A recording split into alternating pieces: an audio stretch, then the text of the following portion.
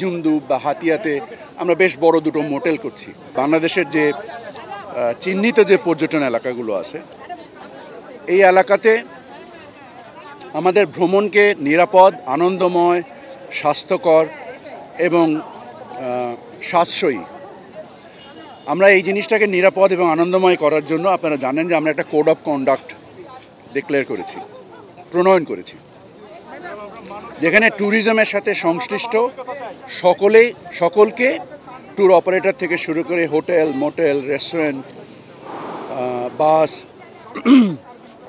সকলকে এই code of কন্ডাক্টের মধ্যে বা আচরণবিধির ভিতরে সকলকে আবদ্ধ করা হয়েছে। তো সকলে তাদের রাইট এবং দায়, একজন ট্যুরিস্ট বা একজন হোটেল অথবা একজন মোটেল কর্মকর্তা বা কর্মচারী তার বা একজন ট্যুরিস্ট তার নিজের দায় এবং তার রাইটস বা তার অধিকার, এই দুটো সম্বন্ধে এই কোড অফ কন্ডাক্টে ব্যাপারটা পরিচ্ছন্ন করা হয়েছে। সামগ্রিকভাবে আমরা আশা করি যে আমাদের দেশীয় যে পর্যটক, আমাদের যে ইনহাউস পর্যটক, এটাই আমাদের 99.9%। সো আমি চাই যে আমাদের দেশীয় পর্যটকদের জন্য সম্ভব এবং যেসব এলাকায় অতি ভিড় হয়, যেসব এলাকায় জীববৈচিত্র্যের জন্য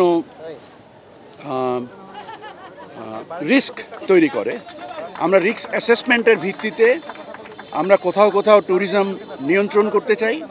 আমরা কোথাও নতুন এলাকায়, আপনারা জানেন হয়তো বা আমরা নিঝুমদুব বা হাতিয়াতে আমরা বেশ বড় দুটো মোটেল করছি, কারণ ওখানে অনেকেই ভ্রমণ পিপাসুরা যেতে চান, কিন্তু ওখানে আবাসন ব্যবস্থা না থাকার ফলে ওনারা যেতে পারেন না। সো আমরা সাশ্রয়ী মূল্যে, যেহেতু পর্যটন কর্পোরেশন এটাকে অপারেট করবে, RICL TMX, যুগের পর যুগ স্থাপনা থাকে মজবুত।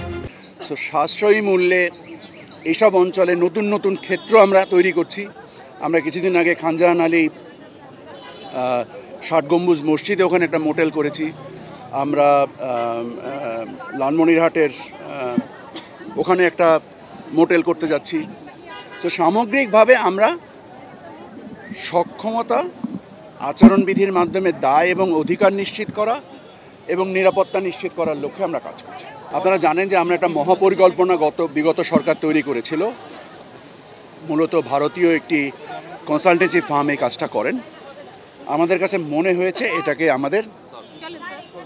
আমাদেরকে এটা রিভিজিট করা দরকার। আমরা এটাকে রিভিজিট করে, কারণ প্রতিবেশী দেশের সাথে আমাদের বিভিন্ন পর্যটন স্থানেও প্রতিযোগিতা আছে। সো আমাদের কাছে মনে হয়েছে যে এটা আমাদের নিজেদের তৈরি করা উচিত। সো আমরা নিজেরা তৈরি করছি। এই তৈরি করে যে একটা রূপকাঠামো তৈরি করা হবে, এরপরে পরবর্তী রাজনৈতিক সরকার এটাকে যে অবয়ব দিতে চান, মানে ওনারা করতে পারবেন। আমাদের কাজ হচ্ছে একটা রূপরেখা তৈরি করে দিয়ে যাওয়া। বাকিটা বাস্তবায়নের ক্ষেত্রে আমাদের চলমান যে প্রকল্পগুলো রয়েছে সেগুলোকে শেষ করা। নতুন প্রকল্প এই মুহূর্তে আমরা নিতে চাই না। আমরা একটা রূপরেখার ব্যাপারে আরও বেশি আগ্রহী। পর্যটনকে উপযোগী করতে গেলে টোটাল গভর্নমেন্টের কিছু কাজ আছে এবং টোটাল গভর্নমেন্ট এইসব কাজে কাজ করছে।